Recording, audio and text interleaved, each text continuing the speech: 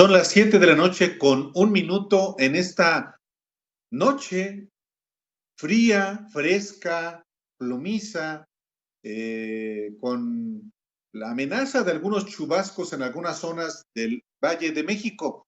Y bueno, esta temperatura ambiental no es propicia más bien para que lamentablemente se siga propagando el COVID-19, el bicho que genera la enfermedad. Y por supuesto que en el caso del Valle de México y de manera específica la Ciudad de México, hoy la jefa de gobierno, Claudia Sheinbaum, emitió un mensaje exhortando una vez más a los capitalinos a ser muy responsables, a pues cumplir con no salir de casa si no hay ninguna necesidad. Después del exhorto que hizo el presidente, pues sí ha seguido fluyendo mucha gente en las calles y ya estamos en una situación delicada, Alejandro. Hoy invitamos a la secretaria de Salud de la Ciudad de México precisamente porque queremos hablar con ella sobre la situación en la que se encuentra la capital de la República Mexicana en contagios, en hospitalizaciones, y por lo visto no hay grandes noticias en este sentido. Le damos la bienvenida a la secretaria de Salud de la Ciudad de México una vez más. ¿Cómo está, doctora? Muy buenas tardes. Buenas tardes, Álvaro. Buenas tardes, Alejandro. Saludos a ustedes y a su auditorio. Muchísimas gracias. Pues hay muchas noticias para un día como hoy, doctora, pero sí sería bueno empezar con el corte de lo que está sucediendo en la capital para la gente que nos está escuchando aquí en la ciudad. ¿Cómo estamos en hospitalizaciones? ¿Cómo estamos en contagios? ¿Cómo ha evolucionado la ciudad en estos días? Bueno, es muy importante que las personas conozcan que hay una gran velocidad de contagio, que estamos incrementando las hospitalizaciones. Tenemos 63% de ocupación hospitalaria, pero se ha ido acelerando esta hospitalización. Entonces, es muy importante que las personas realmente vuelvan a quedarse en casa, solo salir a lo esencial y sobre todo no reuniones, no fiestas, no peregrinaciones, no eventos masivos, no aglomeraciones, porque el contagio está acelerándose. El gobierno de la ciudad ha puesto a disposición de los ciudadanos varios recursos para poder cortar las cadenas de contagios, para identificar tempranamente a los positivos. Afortunadamente, a partir del 20 de noviembre, que ya se aprobaron y se llegaron a México, se aprobaron, se validaron las pruebas rápidas de antígeno. Estamos haciendo una detección más temprana y un aislamiento temprano, pero no es suficiente si las personas no colaboran y si las personas no tienen una actitud solidaria y corresponsable para su comunidad, su familia y para la ciudad.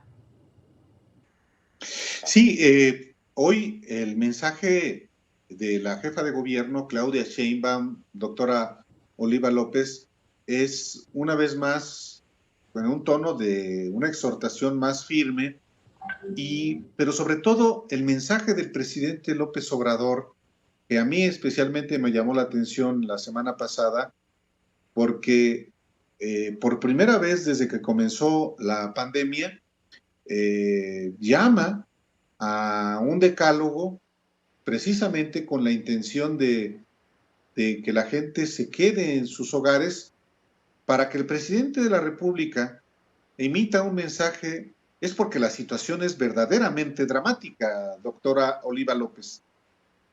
Además, porque es una época de celebraciones y tradicionalmente diciembre es un momento de encuentro, de reunión, de compras, de regalos, y por eso es tan importante seguir insistiendo que en este diciembre no podemos darnos el lujo de perder lo que ya hemos avanzado. En el pico de mayo, que fue un pico muy intenso de la pandemia en la Ciudad de México, en el Valle de México, no se saturó la capacidad hospitalaria, no tuvimos una situación crítica de personas que no pudieran ingresar a los hospitales, que tuvieran que estar en camillas, en los parques, como ocurrió en otros países, en otras ciudades, y no queremos estar en esa situación. Entonces, por eso el llamado contundente a que las personas, si no tienen que salir, no salgan, se resguarden y sobre todo que apoyen, en este caso al sector salud, a que no haya saturación de hospitales, porque sabemos que hay casos graves, hay casos que requieren ventilador. Tenemos en este momento una disponibilidad de camas tanto generales como con ventilador, pero esto se puede ir reduciendo si no bajan los contagios. Como señalábamos, hemos estado haciendo un esfuerzo intenso por duplicar el número de muestras. Pasamos de 10,000 en las semanas anteriores. La pasada estuvimos sobre 15 y cerramos en 22,000. Esta semana queremos mantener el ritmo de 20,000 pruebas diarias para aislar a las personas que son positivas, para que sus contactos también estén avisados y se aíslen. Está el QR que también se está generalizando y que nos permite una alerta preventiva a las personas que tuvieron cercanía, compartieron un espacio, un momento con algún caso positivo, pero si no es con la contribución de la ciudadanía, no vamos a poder reducir esta velocidad de contagio. Y por eso es tan importante el llamado del presidente. Nosotros celebramos y nos también difundimos este llamado y también lo suscribe desde luego la jefa de gobierno y todo el sector salud y el sector gubernamental en la Ciudad de México. Diciembre sabíamos que iba a ser crítico por dos razones, doctora. Uno es que hay enfermedades, digamos, invernales y virus que se sueltan y usan las temperaturas para irse sin control, y ese es el caso de los coronavirus, este tipo de virus, y hay enfermedades invernales. Pero por el otro lado está las fiestas que son de diciembre y nuestra propia propensión cultural a enfiestarnos en diciembre. Es algo que sucede cada diciembre. Sabíamos que iba a ser crítico, pero la pregunta es, ¿tan crítico como lo estamos viendo? ¿O se está desbordando o teníamos medido que esto iba a pasar en este nivel? No, habíamos previsto que iba a acelerarse el contagio.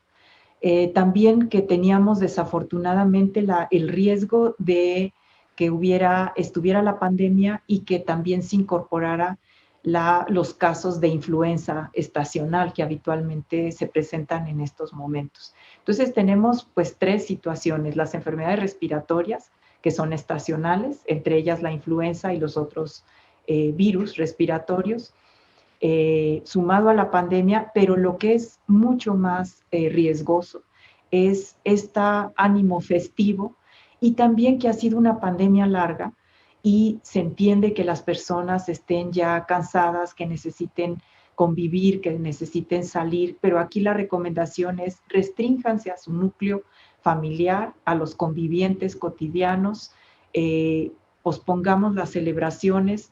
La Ciudad de México ha hecho, el gobierno de la ciudad, unas negociaciones que han resultado exitosas, que han sido muy importantes, como trabajar con los actores eclesiásticos, los responsables de la basílica, los directivos de la festividad de la Virgen, y cerrar la basílica del 10 al 13. Por ejemplo, eso es fundamental, porque nosotros tradicionalmente recibimos 7 millones de peregrinos en diciembre. Entonces, esto pues fue un logro de negociación de Secretaría de Gobierno, de múltiples actores, pero así como ese, se ha negociado también con las cámaras, con giros, con agrupaciones de comerciantes, de distintos entidades de servicios, pero la ciudadanía tiene que poner su parte. Es fundamental, porque no basta con que un restaurante cumpla el horario, el filtro, si las personas se agolpan, o que una tienda tenga sus medidas de sana distancia, de seguridad sanitaria, y las personas hagan una aglomeración porque hay ofertas. O lo que ocurrió también, un partido de fútbol que es a puerta cerrada y los aficionados saturan el espacio externo y además con cosas que son riesgosas, con gritos, con cercanía, con abrazos. Entonces aquí es donde necesitamos temple de la ciudadanía, un poco de serenidad. Ya habrá momentos para festejar. Creemos que entre todos podemos reducir los contagios, disminuir la presión sobre los hospitales, que se está incrementando además las camas hospitalarias. Esta semana está previsto crecer en 600 camas más, entre que se reconvierten las que ya estaban destinadas a otras atenciones, vuelven a ser COVID y una expansión importante de camas hospitalarias, pero no hay recurso que alcance si no conseguimos frenar la velocidad de los contagios. Y esto es lo que hay que transmitir, porque además ustedes nos pueden ayudar mucho. Los jóvenes están saliendo a reuniones, a fiestas, a encuentros y pues a ellos no les pasa mucho. Se pueden contagiar, pueden tener un cuadro leve, pueden tener un cuadro moderado, pero son personas que contagian a adultos mayores, en sus familias, a personas con comorbilidades, y aquí el riesgo de cuadros graves, cuadros que requieren un ventilador, pues es mucho más alto. Entonces, este llamado a todos, de ser muy solidarios, corresponsables, porque entre todos podemos reducir la velocidad de los contagios y estabilizar las hospitalizaciones. Doctora, en Europa la segunda ola ha sido más cruenta que la primera. Se están multiplicando los contagios. En Alemania mismo, un país tan desarrollado, ya hay diario por jornada muchas nuevas. En Dinamarca, México puede tener una segunda oleada más cruenta que la primera. Le pido si me puede dar la respuesta después de una pausa. ¿Es posible? Sí. Bueno, volvemos después de una muy breve pausa con la respuesta de la doctora secretaria de Salud de la Ciudad de México. Volvemos. Volvemos a los periodistas. Estamos platicando con la doctora Oliva López. Ella es secretaria de Salud de la Ciudad de México y le agradecemos que esté en este espacio para informarle a usted que nos escucha y que nos ve la situación tan delicada que vive la Ciudad de México y en general el país, bueno, el planeta, por la pandemia, y que en estas festividades de fin de año, pues es lógico que se prevea un mayor número de contagios y lamentablemente de muertes, justamente como consecuencia de esto. Pero antes de irnos al corte, yo le preguntaba a la doctora Oliva López si, como en Europa la segunda ola es más dura, ha sido más dura en esos países, en México también se prevé que sea más cruenta esta segunda ola, doctora. Sí hay ese riesgo, porque tenemos ya una sociedad que está cansada y que algunos grupos perdieron el miedo a la pandemia o ya están descreídos de que esto ocurra y que los pueda afectar. También en términos de la energía social, de los recursos sociales y económicos, ha sido una pandemia muy larga.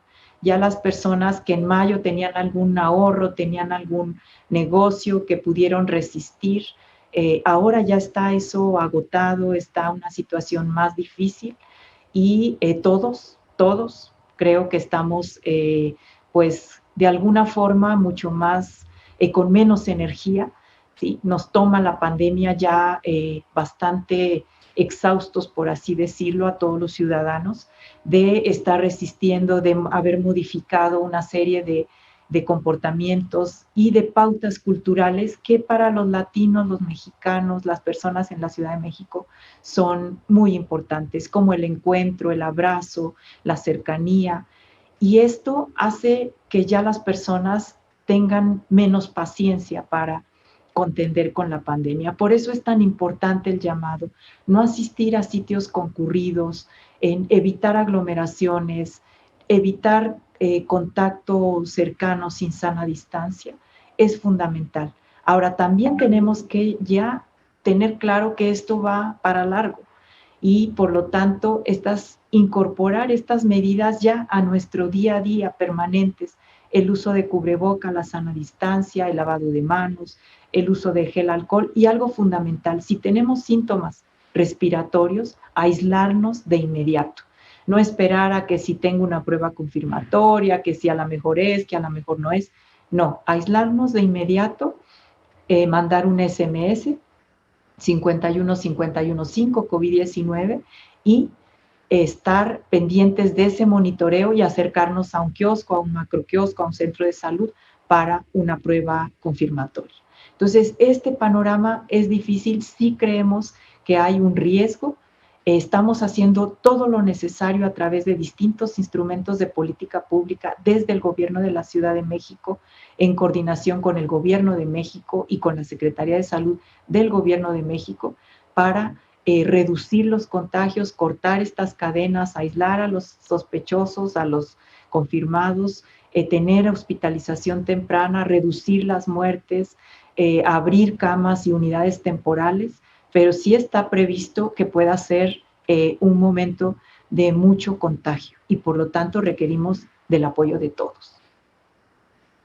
Allá por junio, cuando empezó a crecer y a crecer la curva y a crecer los números de casos y empezar a oír cada vez más muertes alrededor en los entornos, pues se nos pedía que nos fuéramos a la casa si no teníamos nada que hacer. Se entiende a quien está en la calle, que tiene que trabajar, pues bueno, tiene que trabajar, hay que tomar todas las previsiones, colocarse encimita de la nariz el cubrebocas, porque la gente luego lo usa aquí, que es lo mismo que no usarlo, pero sabíamos entonces que había que irse a casa, pero no teníamos fecha de una vacuna para poder regresar.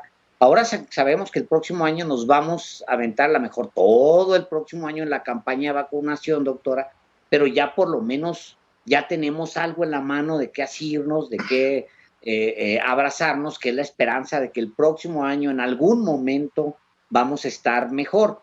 Ahora, yo le quiero preguntar, doctora, sobre las pruebas de antígeno, porque no todo el mundo lo entiende. Ha habido cambios, por ejemplo, decía la doctora Sheinbaum que en los primeros se pueden hacer las pruebas, se pueden tomar los primeros 7 días de los síntomas.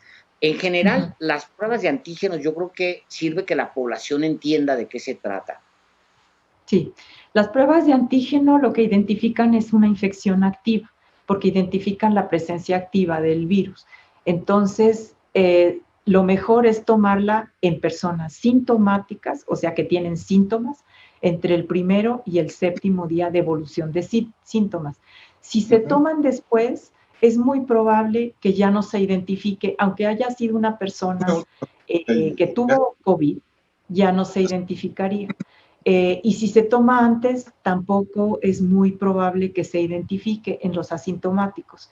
Entonces, por eso tienen esta indicación en personas sintomáticas o en contactos directos de personas que tuvieron COVID, porque aquí sí pueden ser presintomáticos.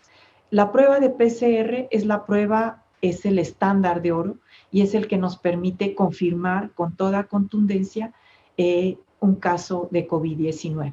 Pero tiene la desventaja de que tarda un poco más el resultado, ¿no? Entonces, la prueba rápido de antígeno es muy buena para aislar, para el trabajo en comunidad, para el trabajo en territorio, porque, por ejemplo, en los kioscos, en los macroquioscos, la gente sale con un resultado y si es positivo, con indicaciones precisas de aislarse, avisar a sus contactos y todas las medidas de atención y cuidado.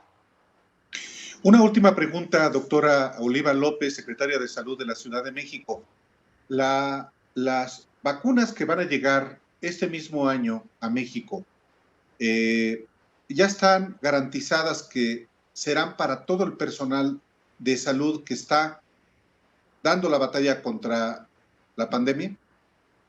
Llega un primer lote para el caso de la Ciudad de México, ya se anunciará con más detalle, pero lo que nos comunicaron el día de hoy, tenemos ya la certeza, es que llegan 107,500 esquemas para Ciudad de México. ¿Qué quiere decir?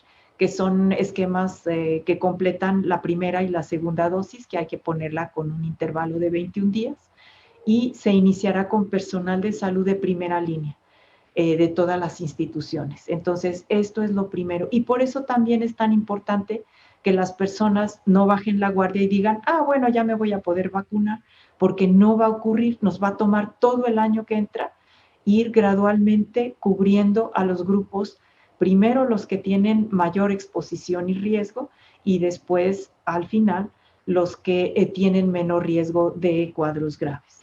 Entonces, por eso es muy importante no bajar la guardia. ¿Cuántas personas componen el sector salud? En el país, creo que es alrededor de 500,000 de personas. En la Ciudad de México no tengo el dato, tengo el dato de la Secretaría de Salud. Somos 30,000 trabajadores de la salud entre servicios de salud pública y todo el nivel hospitalario. De estos, no todos están en la primera línea porque tenemos más de 4,000 resguardados y un personal que está, digamos, en tareas administrativas o de gestión, pero que no está atendiendo directamente pacientes. Estimamos de 15,000 que están en primera línea, entre 15 y 20,000 que están en primera línea. Claro. Doctora Oliva López, una vez más, perdón, otra vez. Dele pues, señor Delgado. Le quiero agradecer a la doctora Oliva López porque nos llega la guillotina del tiempo, la oportunidad de platicar, doctora, y por supuesto sigamos en comunicación. Con mucho gusto. Buenas noches. Gracias, doctora. Buenas noches. Buenas noches. Volvemos.